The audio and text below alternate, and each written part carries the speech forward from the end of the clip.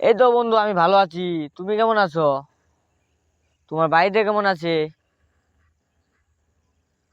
এই, খাওয়া করলা?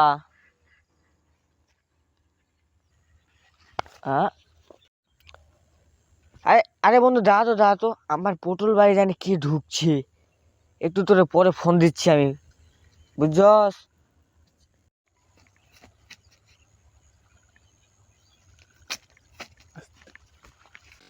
এই, আমার পটল বাড়ি কে রে?